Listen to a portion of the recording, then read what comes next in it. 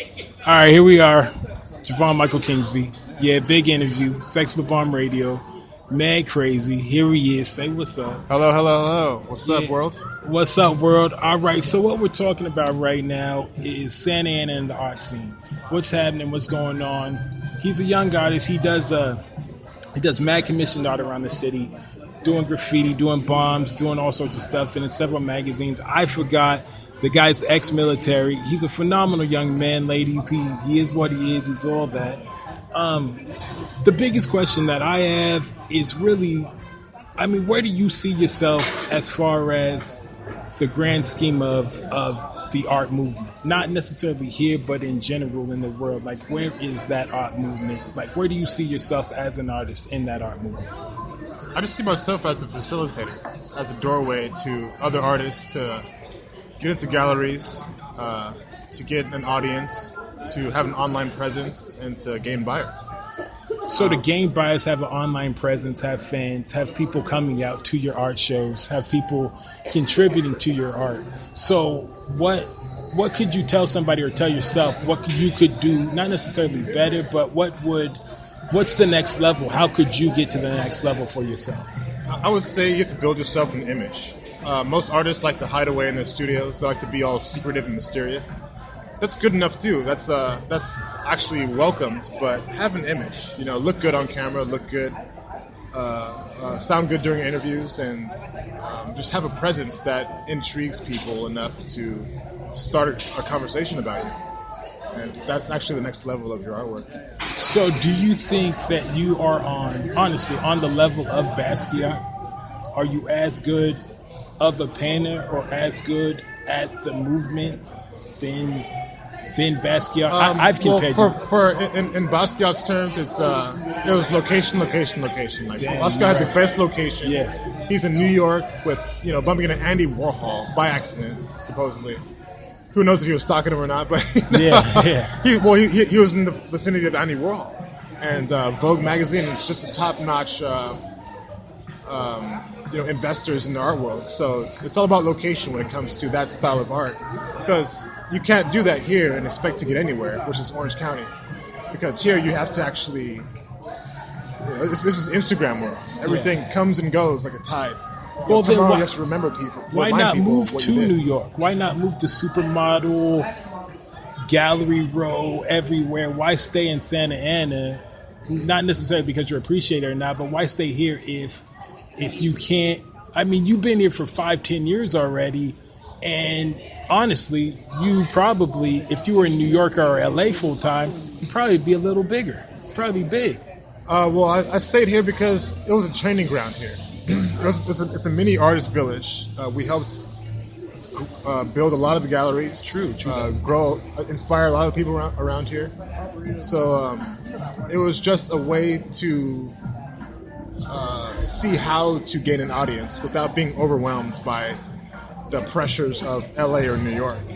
You have a small town vibe here, even though it's a quite big city. It's still small enough, and people are still not that educated in art enough to where you can go in and come back out. You can put your art out, you can disappear for 3 months, and put your art out again, and see what actually works before you get to the bigger arenas, which is Los Angeles and New York. So, commissioning art, how difficult is it in that arena? Is it?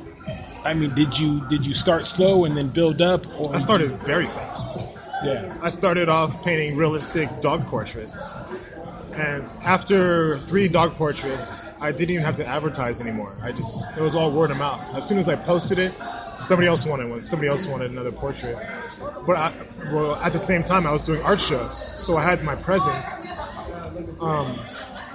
to the point where I was overwhelmed. And I actually had to recede, and hide from the camera because I was getting too many commissions. Painting live, and then people would go on my Instagram and see my dog portraits. Like, oh, that's really good.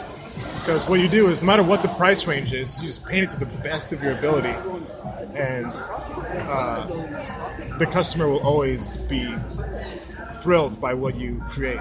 You trust your artistic eye. So what's your price point at right now? What My paintings start at $400, and they I guess, peak at 2,000 for just a custom painting for your home.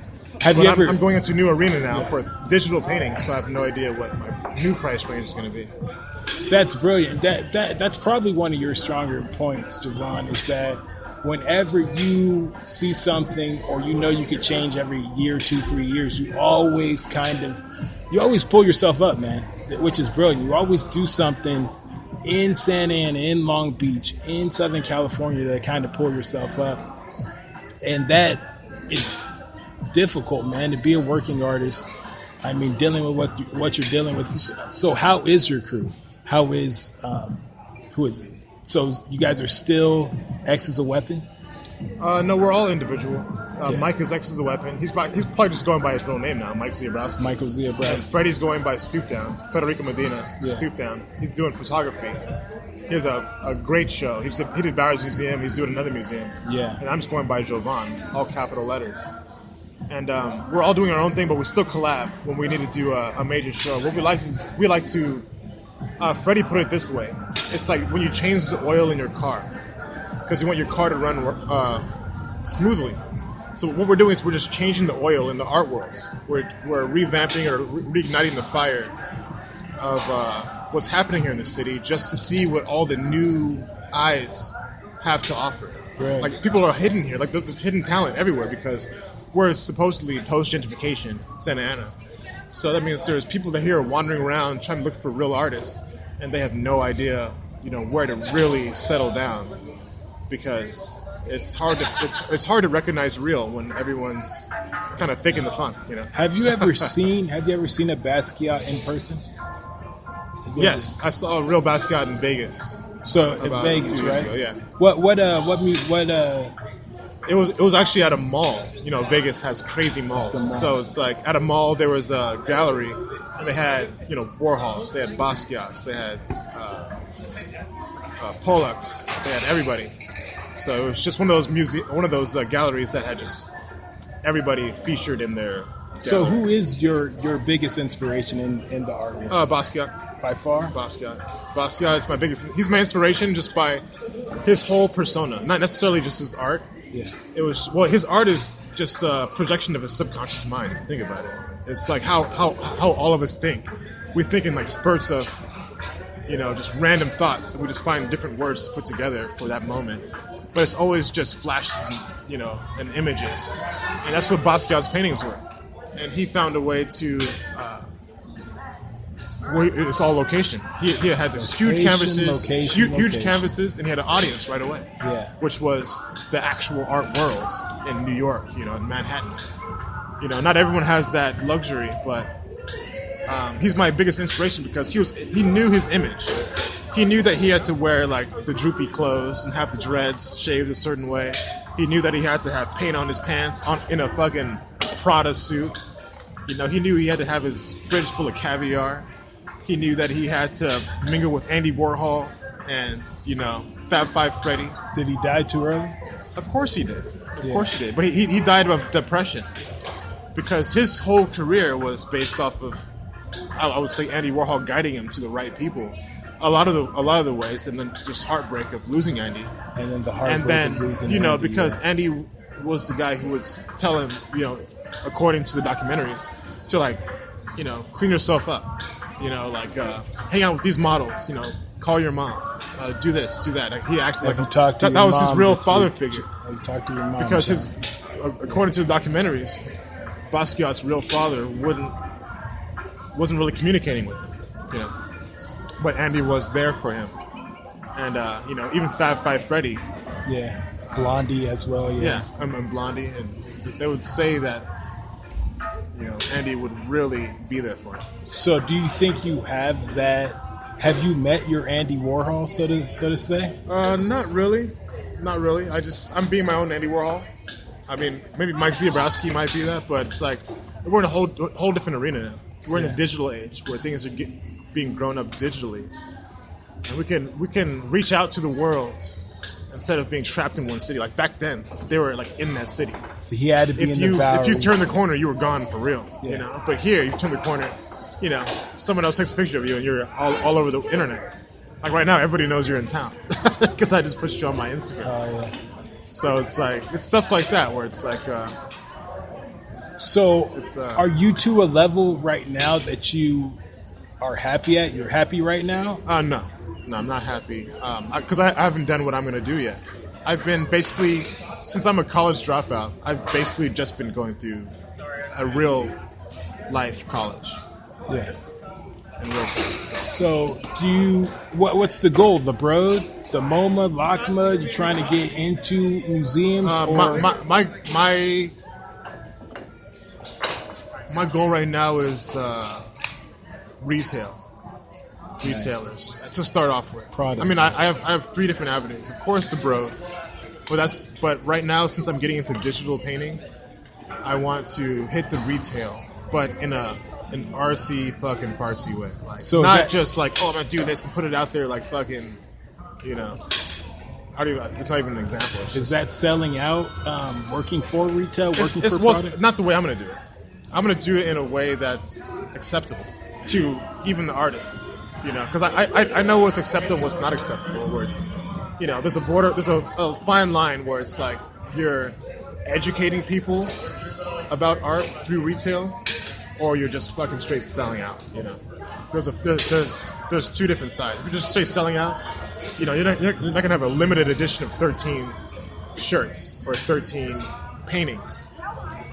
In a retail place. Like imagine like paintings hung up at, you know, a Gucci store. Yeah. And there's only 13 of them. And they're all different, maybe, you know. Like how are you gonna go to Gucci and buy a painting instead of buy some clothes? So that's my next thing. Well, I mean, have you ever like purchased any of that stuff off the rack? I mean, I might have stole a Gucci wallet or I mean you don't, but you'll buy a painting.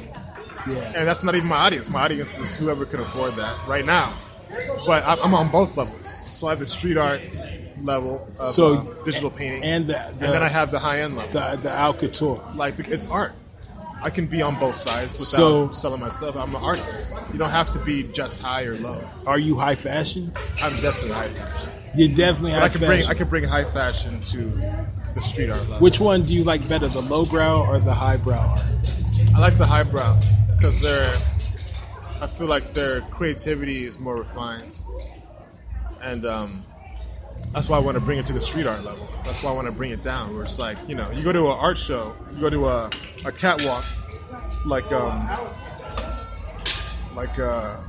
what's his name, Virgil's catwalk in Milan, and he has like fake trees and fake leaves on the ground, and it looks like you're in the fall. And that's the catwalk. And he's playing like an a cappella version of Migos. You know, that's high art in a street art arena, or a street fashion arena.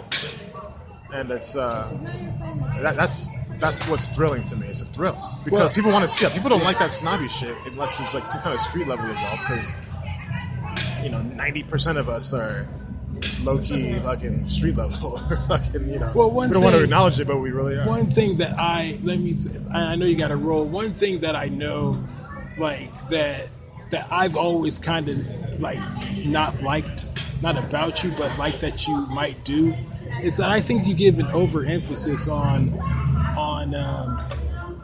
who's influenced you. I think that, and I've always told you this, I think that you are on the level of Basquiat, you know, as far as a street artist, as far as a young African-American male is concerned, as far as his art. I mean, your hustle is unbelievable. But one of my suggestions to you would be like, man, you gotta really go get him, Jay. You gotta really get him, Javon. You gotta really, I mean, regardless of if it's with your team or not, but you gotta go out there and get this art world, man. You really do, man. I honestly believe this, kid. I think that you deserve it. After all this hustle you put in Santa Ana and Long Beach, all those long nights, letting me sleep on your floor, letting me crash, going and getting a beer, going to Memphis, going over here, is that you really, I mean, serving your country.